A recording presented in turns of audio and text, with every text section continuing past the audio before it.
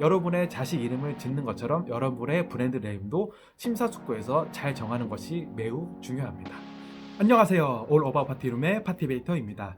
이번 영상은 창업을 하기 전에 브랜드 네이밍을 어떻게 해야 되는지, 그리고 브랜드 네이밍을 하기 전에 어떤 유의사항이 있는지 제가 간략하게 3가지 정도 말씀을 드려보겠습니다. 자, 여러분은 네이밍을 누가 가장 잘 지을 거라고 생각을 하시나요? 한번 곰곰이 잘 생각해 보실래요? 사업을 이제 막 시작하는 사람? 아니면 사업을 적어도 10년, 20년 동안 진행을 해온 사람?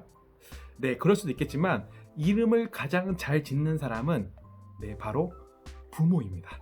그 이유는 부모가 이제 자식의 이름을 짓기 위해서 정말 몇 달 동안 고심하고 숙고하고 여러 의견을 듣고 이 이름은 좋은지, 이 이름이 나중에는 놀림을 받지 않을지 여러 방면으로 생각을 하거든요. 네, 그래서 이름을 가장 잘 짓는 사람은 바로 부모입니다. 여러분도 창업을 하기 전에, 그리고 브랜드 네이밍을 정하기 전에 부모의 마음으로, 부모 같은 심정으로 이름을 짓는다고 생각을 하셔야 돼요. 그래서 단순히 하루 이틀 만에 생각을 해서 좋은 아이디어가 떠오른다고 해서 그 이름을 짓는 게 아니고, 적어도 몇 주, 길게는 몇 달 동안 브랜드 네이밍을 생각하면서 여러분이 창업을 하시기 전에 파티룸을 하시던, 음식점을 하시던, 꽃집을 하시던, 빵집을 하시던 여러분만의 네이밍을 갖기 위해서 정말 심사숙고를 해야 됩니다. 자, 이제부터는 여러분이 브랜드 네이밍을 하기 전에 어떤 유의사항 3가지를 명심해야 되는지 제가 간략하게 말씀드려 보겠습니다. 첫 번째, 그것은 바로 발음이 쉽고 상대방이 알아듣기 쉬운 그런 이름, 그런 네이밍이 좋습니다. 미국 한 연구기관에서 이런 실험을 한 가지 했습니다. 이름이 쉬우면 과연 모의 투자에서 얼마나 더 큰 수익을 얻을 수 있는지, 사람의 호감도를 더 가질 수 있는지에 대해서 실험을 했습니다. 우선은 첫 번째, KAR, 칼이라는 이름과 두 번째, ROD, 로드라는 이름을 가지고 1,000만원 모의 투자를 했거든요. 자, 이 중에서 어느 브랜드 이름이 더 큰 수익을 얻었을까요? 그것은 바로 KAR, 칼이라는 이름이 더 많은, 약 한 85불 정도 되는 수익을 더 얻었다고 합니다.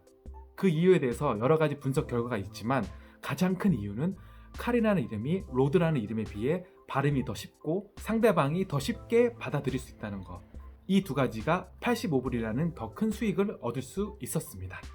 그리고 두 번째 실험도 있었는데요. 한 마을을 상대로 이름을 통해서 어떤 이름이 더 호감도가 있는지 그런 투표도 한번 해봤습니다. 첫 번째는 마크 페어 차일드, 두 번째는 조지 생 마이스터. 여러분은 어떤 이름이 더 호감이 가시나요?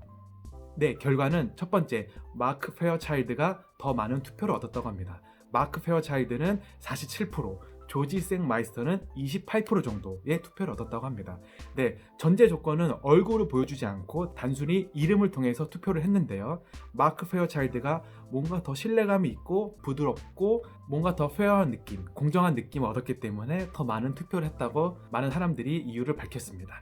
이렇듯 발음하기 쉽고 상대방이 더 쉽게 알아들을 수 있는 이런 이름, 이런 네이밍이 다른 사람들에게 더 큰 호감을 얻을 수 있습니다.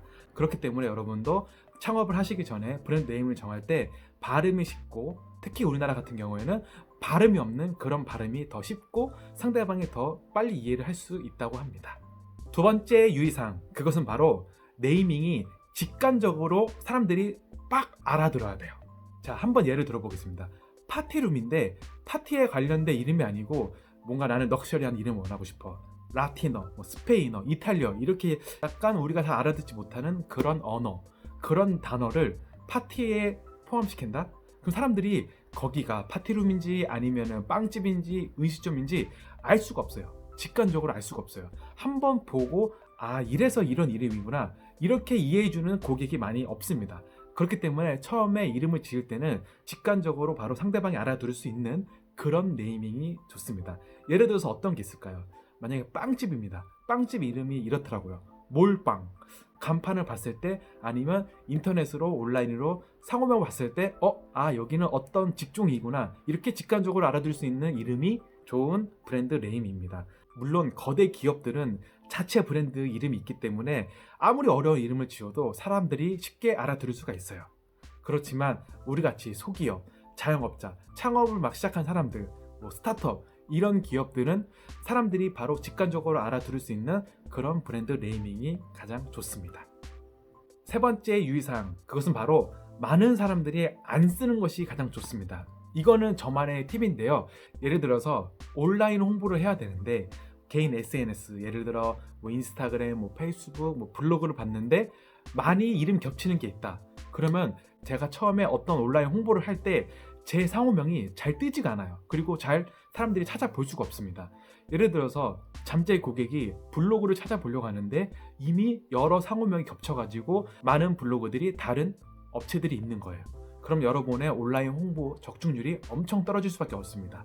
만약에 여러분의 상호명이 어떤 직종의 고유 명사 이거 하나밖에 없다면은 인스타그램이든 블로그를 할 때, 페이스북이든 구글을 할 때 큰 이점이 있어요. 왜냐하면 온라인에 여러분의 상호명, 여러분의 브랜드 이름이 하나밖에 없기 때문에 블로그도 찾기 쉽고 다른 유입을 통해서도 쉽게 찾을 수도 있습니다. 그렇기 때문에 여러분이 브랜드 네임을 정할 때 다른 사람들이 이미 많이 쓰고 있지 않은지 그거에 대해서 한번 곰곰이 생각해 보시고 인스타그램이나 네이버나 아니면 구글을 통해서 여러분이 하고자 하는 브랜드가 이미 있는지 없는지 한번 잘 살펴보시고, 그리고 이 브랜드 이름이 그 특허권이 있는지 한번 미리 알아보시는 것도 중요합니다. 왜냐하면 이미 어떤 이름이 특허가 되어 있고 같은 직종의 그 이름을 사용하면은 그 이름을 나중에 사용할 수가 없기 때문에 한번 특허 사이트에 들어가서 이름, 업종을 같이 치시면은 금방 찾을 수 있습니다. 네, 이렇게 해서 오늘은 브랜드 네이밍을 어떻게 해야 되는지, 브랜드 네이밍을 정할 때 어떤 유의사항 3가지가 있는지 한번 알아보았는데요. 여러분의 서비스, 여러분의 상품, 여러분의 컨셉이 브랜드 네이밍 안에 다 들어가 있어야 돼요. 그래야 사람이 쉽게 알아둘 수 있고 직관적으로 여기는 어떤 곳이다 라는 것을 알 수 있습니다.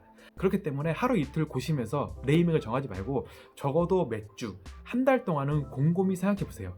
여러분의 자식 이름을 짓는 것처럼 여러분의 브랜드 네임도 심사숙고해서 잘 정하는 것이 매우 중요합니다.